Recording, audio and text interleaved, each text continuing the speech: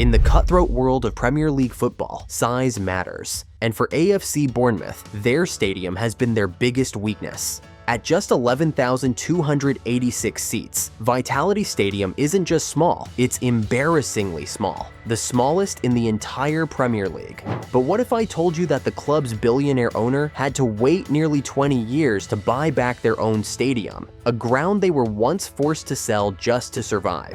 Or that 15,000 desperate fans are on a waiting list for tickets they'll never get? That's about to change. After years of false starts and broken promises, Bournemouth is finally set to double their stadium size in a massive £90 million gamble that could transform this tiny club into European contenders. But here's the twist. Instead of building a new stadium, Bournemouth now plans to dig down and renovate without closing the ground. Some call it bold, others say it's reckless. Is this brilliant innovation or a disaster waiting to happen? Let's find out.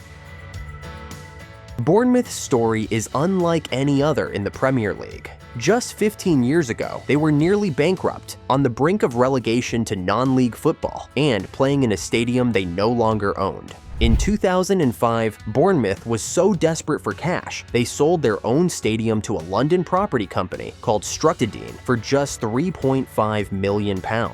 They've been renting it back ever since. Imagine being a Premier League club that doesn't even own its home, and that was just the beginning. While clubs like Brentford play in a modern 17,000 capacity stadium, Bournemouth has been stuck with just 11,286 seats. That might have been fine when they were in League One, but in the Premier League, it's like bringing a knife to a gunfight. The demand for tickets has exploded. There's now a waiting list of 15,000 to 16,000 fans who can't get seats. Think about that. They could nearly triple their capacity and still sell out every game. But it's not just about ticket sales. The tiny capacity has severely limited Bournemouth's revenue potential. With few hospitality areas and premium seating options, they're missing out on millions every season compared to their rivals. When American billionaire Bill Foley took over in 2022, he immediately recognized the problem. We're the smallest stadium in the Premier League and it just doesn't work. For years, fans were promised a brand new stadium. Back in 2017, the club announced plans to build on the Kings Park site. In 2018, they claimed it would be ready by 2020. Those deadlines came and went with nothing to show for it. The harsh reality is that without stadium expansion, Bournemouth will always struggle to compete with bigger clubs. The financial gap will continue to widen, making it harder to attract top players and pushing them closer to relegation each season. That's why April 2025 became such a pivotal moment in club history. After 20 years of renting, Bournemouth finally bought back their stadium from Structadene. This wasn't just a real estate deal, it was the first step towards securing the club's future in the Premier League. So what exactly will the expanded Vitality Stadium look like? The plans are nothing short of a complete transformation. Rather than build a new stadium from scratch, Bournemouth's owner Bill Foley has opted for an innovative approach that's raised quite a few eyebrows. Instead of building up, they're going to dig down. The renovation will increase capacity from 11,286 to between 19,000 and 23,000 seats, potentially doubling the current size. This puts Bournemouth in line with other established Premier League clubs rather than being the odd one out. Let's break down the specifics of what's planned. First, the temporary South Stand, currently known as the Ted McDougall Stand, will be completely replaced with a modern two-tier structure. This alone will add thousands of extra seats. Instead of the current 2,500 capacity, the new South Stand will hold around 7,500 fans. That's 5,000 additional seats in just one section.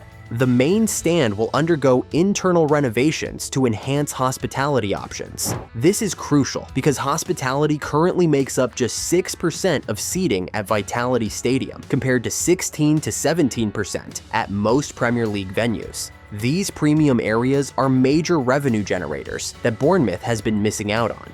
The East Stand will get major upgrades with more hospitality space, while the North Stand will keep its structure but get a new roof due to nearby housing. The clever part of the design is digging down to create a deeper bowl, adding seats without raising the stadium's height or footprint, avoiding problems with sunlight for neighbors. The renovated stadium will also feature vastly improved facilities throughout. better concession stands, more toilets, wider concourses, and improved accessibility for disabled fans. Modern technology will be integrated, including enhanced Wi-Fi, digital screens, and cashless payment systems. Perhaps most impressively, Foley has promised that no fans will be disrupted, it won't be shut down, everyone will have their seat. This is where the controversy comes in, as many experts question whether such an ambitious renovation can really be accomplished without closing sections of the stadium during construction. The club has hired top architects who've been studying similar projects, like Liverpool's Anfield Road End expansion, where construction of a new stand took place behind and above the existing structure before the old one was removed. But Bournemouth's tighter site makes this an even bigger challenge.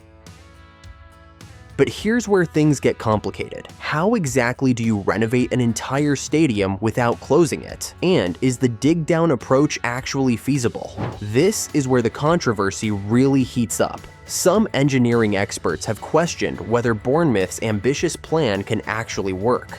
Digging down while maintaining the structural integrity of the existing stands is an enormously complex engineering challenge. Then there's the timeline. Bill Foley, the club's owner, wants the expanded stadium finished within just 2.5 years, by late 2027.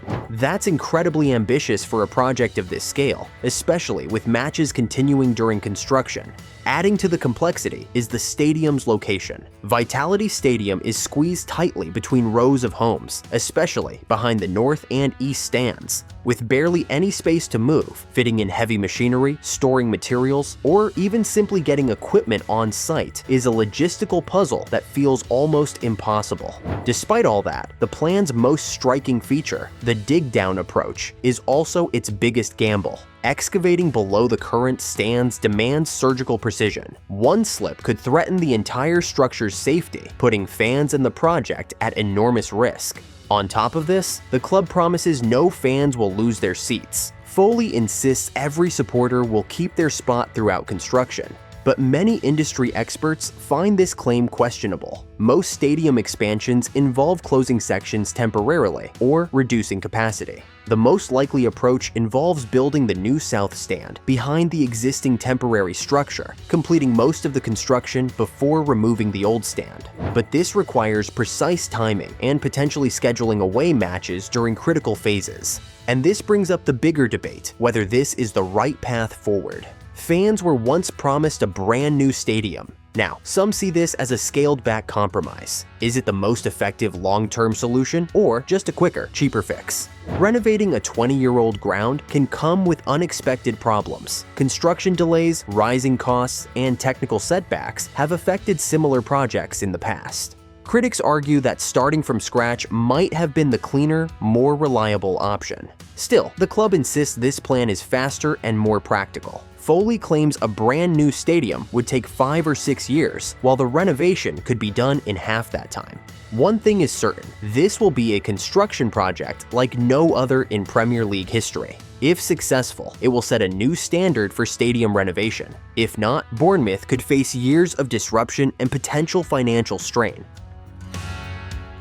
So who's paying for this massive transformation, and what does it mean for Bournemouth's future? The estimated cost of the stadium expansion is between 80 to 90 million pounds, a huge investment for a club of Bournemouth's size. But owner Bill Foley is no stranger to big spending. He's already poured 32 million pounds into a cutting-edge training facility at Canford Magna, which opened earlier this year. Foley, who also owns the NHL's Vegas Golden Knights, is laser-focused on turning Bournemouth into a Premier League powerhouse with European ambitions. This isn't just about adding seats, it's about transforming the club's entire future. While Foley and the Black Knight Football Club ownership group will provide the initial investment, the expanded stadium promises to unlock new revenue streams that will more than pay for themselves. With nearly double the capacity, matchday ticket sales alone could increase by 15 to 20 million pounds every year, alongside premium income from expanded hospitality and corporate clients. Sponsorship deals will also skyrocket, including potential multi-million-pound naming rights, and the new stadium will open the door to concerts, conferences, and community events, creating year-round revenue beyond just football.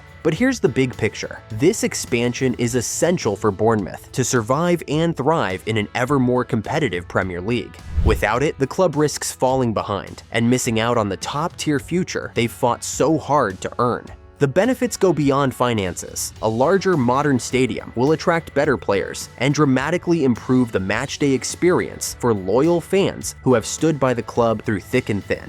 For the community, it's a source of pride and economic opportunity, raising Bournemouth's profile not just nationally, but internationally. There's also the potential for European football. While it might seem ambitious now, a successful stadium expansion coupled with continued investment in the squad could eventually see Champions League or Europa League matches at the Vitality Stadium, something that would have seemed impossible just a few years ago. Some may question whether a club Bournemouth's size needs such a bold project, but in today's game, stand still and you get left behind. This expansion isn't a luxury, it's a necessity.